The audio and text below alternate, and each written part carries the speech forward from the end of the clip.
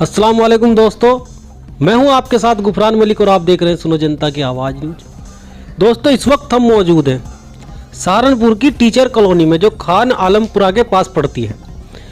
और इस वक्त हमारे साथ जुड़े हैं बहुजन समाज पार्टी के कद्दावर नेताओं में इनकी गिनती होती है। ये सहारनपुर के ब्लॉक बलिया खेड़ी से प्रमुख भी रह चुके हैं और हाल फिलहाल में जिला पंचायत वार्ड 40 से जिला पंचायत के सदस्य हैं मौजूदा। इमरान मलिक इनका नाम है और राजनीति में अगर हम बात करें तो जनता में इनका अच्छा खासा एक प्रभाव भी है और बहुजन समाज पार्टी में बहुत अच्छे अच्छे पदों पर रह चुके हैं। कद्दावर नेताओं में इनकी गिनती आती है, बहुजन समाज पार्टी के जिम्मेदारों में इनकी गिनती आती है। इमरान मलिक से हम बात करेंगे। इमरान मलिक साहब, सुनो जनता की आवाज़ न्यूज में आपका स्वागत है। बहुत बहुत शुक्रिया गुलफाम भाई आपका। अच्छा, आपसे हम राजनीतिक मुद्दों पर चर्चा और जानकारी चाह रहे हैं, खासकर बहुजन समाज पार्टी की। बहुजन समाज पार्टी का प्रोटोकॉल क्या है? यहाँ कहा जाता है बार बार अनुशासन वाली पार्टी है, अनुशासन वाली पार्टी है। आखिर जनता और खासकर मुस्लिम समुदाय के लोग ये जानना चाहते हैं कि बहुजन समाज पार्टी का अनुशासन क्या है।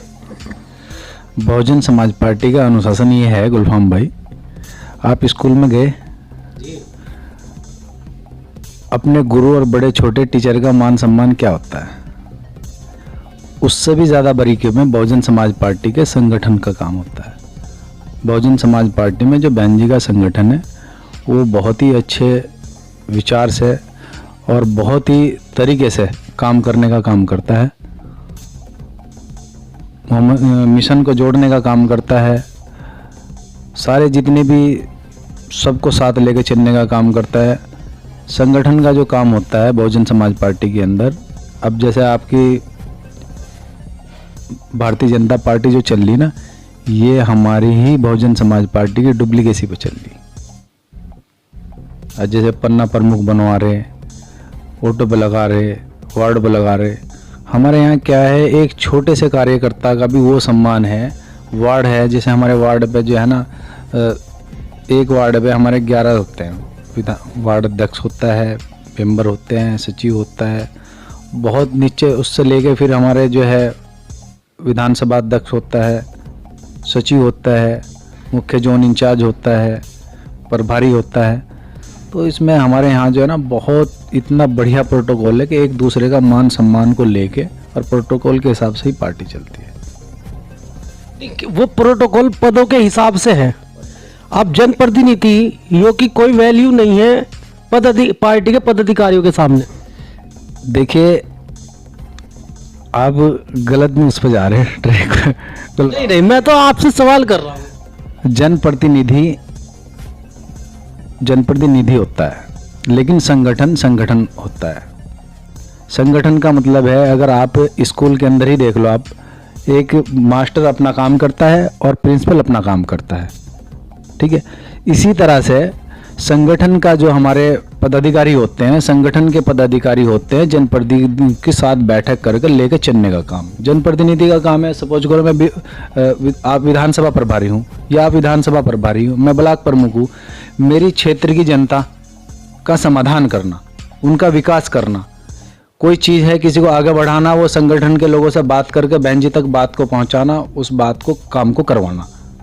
आप अच्छा, एक चीज़ और बताइए कि जैसे कि अभी पिछला चुनाव हुआ है 2022 का उत्तर प्रदेश में संबली का, खासकर मुस्लिम समाज भारतीय जनता पार्टी को हराने के लिए वोट कर रहा है और बम्पर वोट दिया है समाजवादी को, भाजपा को हराने के लिए, लेकिन हरा नहीं पाई। सत्ता में भारतीय जनता पार्टी और विपक्ष में समाजवादी पार्टी।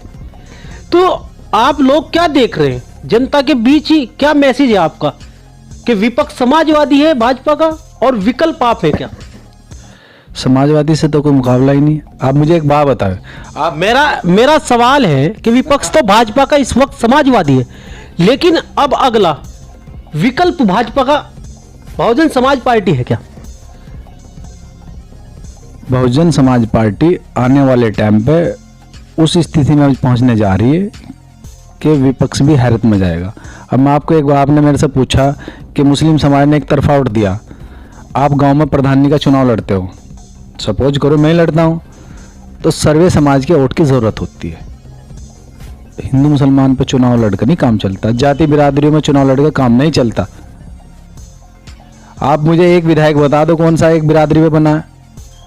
जो बिरादरी की बात करने, राजनीति में बिरादरी की बात नहीं होती, राजनीति में बिराद होती है सर्वे समाज की और साथियों की, कि भाई कौन पार्टी से जुड़ा है कौन नहीं। बात ये नहीं, एक समाज है और जातीय समीकरण के आधार पर पार्टियां टिकटों का बंटवारा भी करती है। ऐसी बात नहीं है कि जहां देखा जिस जाति का वोट ज्यादा है। बात का आपको जवाब देता हूं, ये मुद्दा बेट रोड पर भी उठाया था कि जाति के आधार पर टिकट होना चाहिए, और टिकट होने की बात यह है कि चुनाव लड़ने वाला भी तो होना चाहिए, चुनाव मांगने।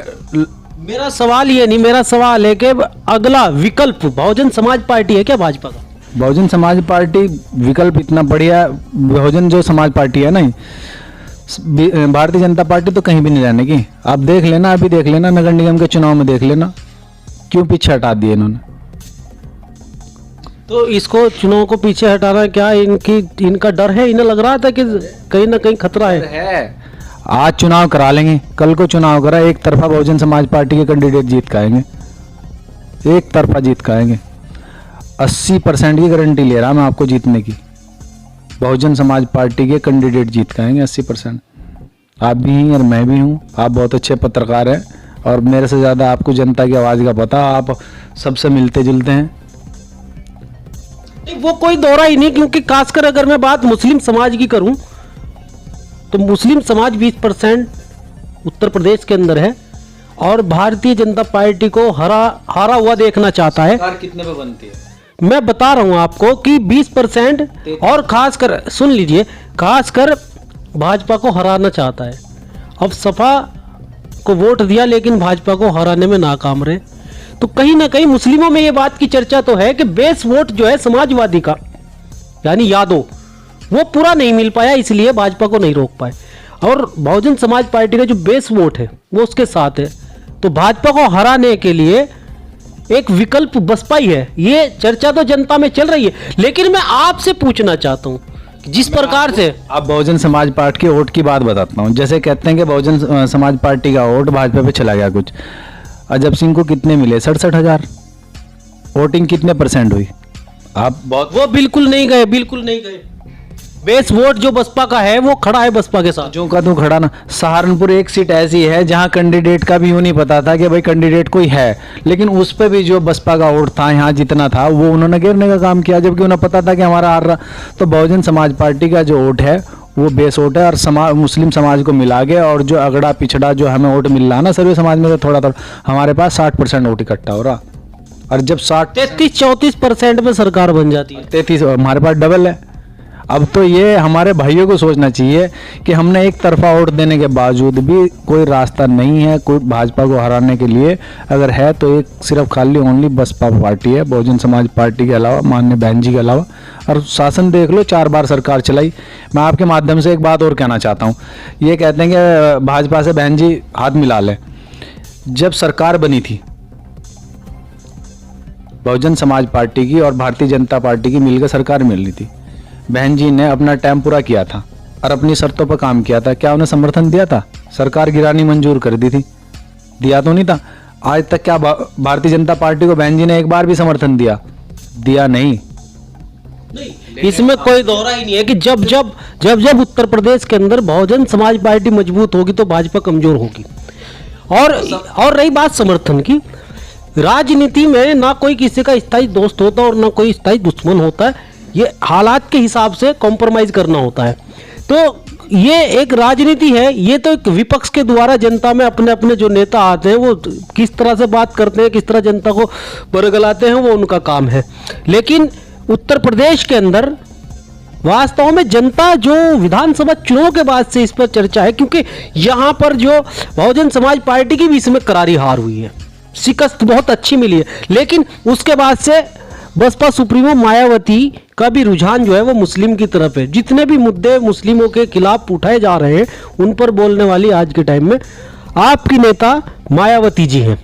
तो मुस्लिम को जोड़ने की बात चली, मुसलमान के दिल में भी ये बात आ रही कि भाजपा का विकल्प अगर अब कोई है तो वो बसपा है, क्योंकि उसका बेस वोट उसके साथ है।